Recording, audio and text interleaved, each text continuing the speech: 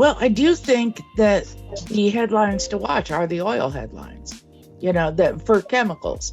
I think that in my observation over the past couple of quarters, that really cost has been the most volatile thing.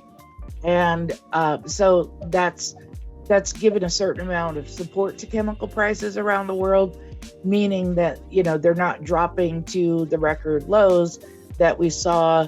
I think about, during early lockdown when there were it was almost like there were no prices for anything. And ethylene itself went to 8 cents. And that's, but crude oil was negative for a few minutes there. So, those were extraordinary times.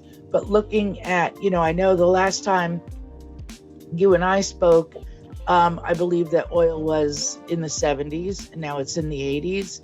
And there just might be enough geopolitical stuff happening that 90s are not, 90s are not, an out of hand forecast. But Sure. I feel as though those are really, we talk about, you and I have talked about, well, what are we watching in the new quarter? And something, I had said for a long time was, European natural gas.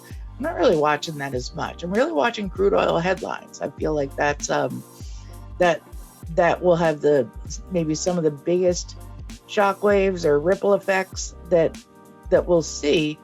And and typically they're not that huge of a ripple effect, but in terms of what's the support that you can see.